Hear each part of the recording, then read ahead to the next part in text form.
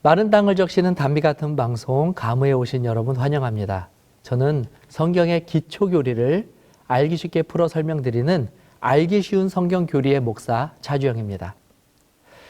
자, 교회를 다니시는 분들이 가장 어려워하는 교리를 한 가지 꼽으라고 하면 많은 분들이 삼위일체라고 대답하십니다. 하나님은 유일신이라고 배웠는데 성경을 공부하다 보면 성부, 성자, 성령 세 분이 하나님이라고 하니 하나님이 한 분이신지 아니면 세 분이신지 도대체 감을 잡기 어렵다는 것입니다. 사실 이 삼위일체의 개념 자체는 그렇게 이해하기 어려운 주제는 아닙니다. 오늘 강의를 잘 들으시고 이 주제에 대한 확실한 개념을 얻게 되시기를 바랍니다. 자, 그럼 지금부터 하나님에 대한 마지막 강의 이 삼위일체를 시작하겠습니다. 먼저 우리가 해결해야 하는 것은 우리가 방금 이야기한 것처럼 하나님은 과연 몇 분이 계신가라는 것입니다. 여러분은 하나님이 몇 분이라고 생각하십니까? 어떤 분들은 한 분이라고 하고 어떤 분들은 세 분이라고 하실 것입니다. 그 답이 창세기 1장 26절에 나와 있습니다.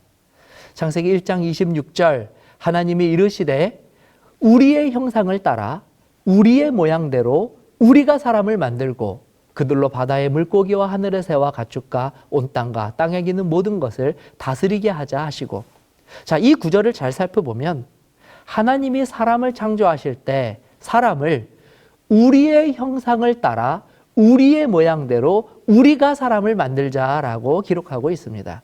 이 구절에서 주목하여 볼 것은 이 우리라는 단어가 무려 3번이나 쓰였다는 것입니다.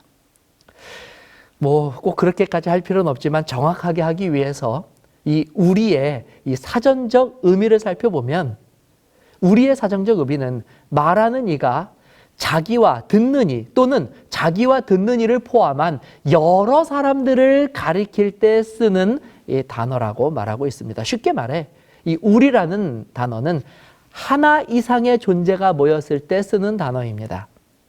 하나님은 분명히 이 자신들을 가리켜 우리라고 기록하고 있습니다. 즉 하나님은 적어도 한 분 이상이 존재한다는 뜻입니다. 사실 이 구절에서 이 우리라는 단어 말고도 하나님이 한 분 이상이라는 뜻을 주는 또 다른 단서가 있는데 그 단서는 바로 이 하나님이라는 단어입니다.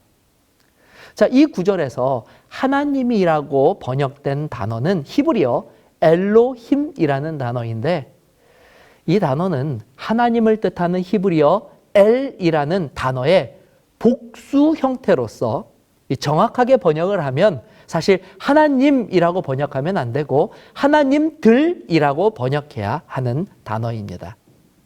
제가 한번 이 구절을 정확하게 번역하면 하나님이 이르시되가 아니라 하나님들이 이르시되라고 원어적으로 그 의미를 정확하게 살려서 번역할 수 있는 것입니다. 놀라운 사실은 이 구약 성경에만 여러 명의 하나님을 나타내는 이 엘로힘이라는 단어가 무려 2,500회 이상 쓰였다는 사실입니다. 자, 그렇다면 왜 교회에서는 이렇게 여러분이 계신 하나님을 가리켜 유일하신 하나님이라고 유일신이라고 말하는 것일까요?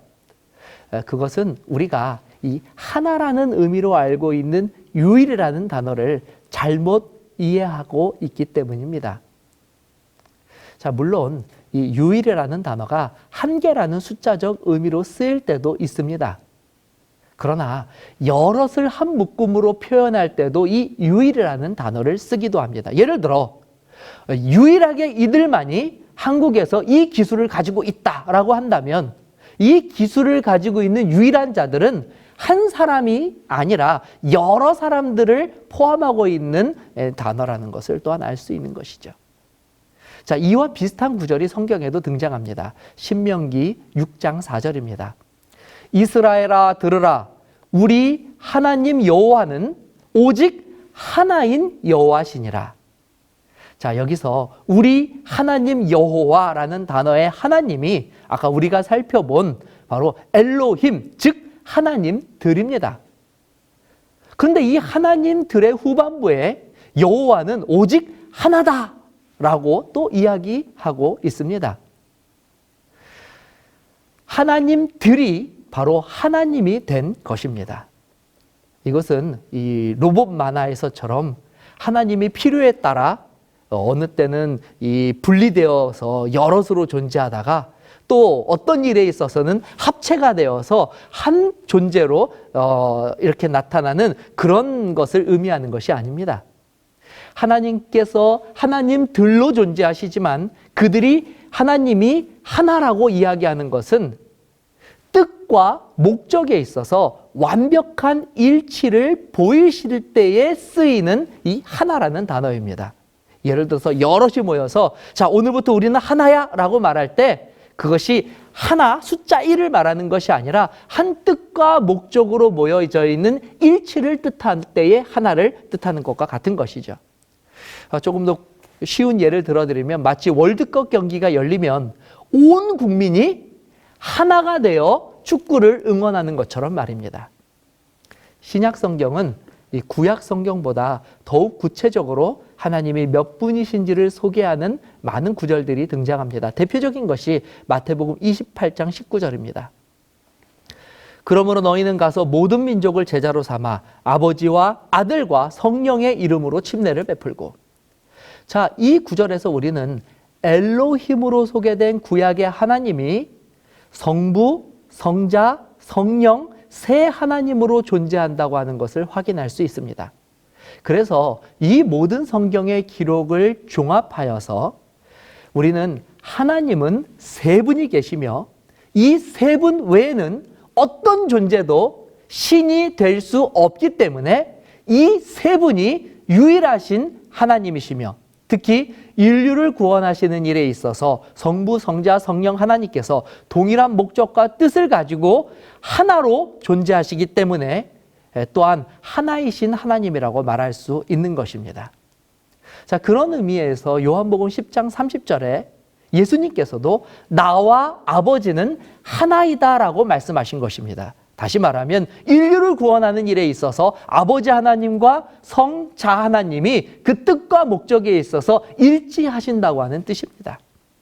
자, 정리하면 이 삼위일체란 하나님은 성부, 성자, 성령 세 하나님이 계시고 오직 이 세 분만이 유일하게 성경이 말하는 세상을 창조하신 하나님들이시며 또 인류를 구원하시기 위하여 한 뜻을 가지고 일체의 정신으로 일하시는 분들이라는 것입니다.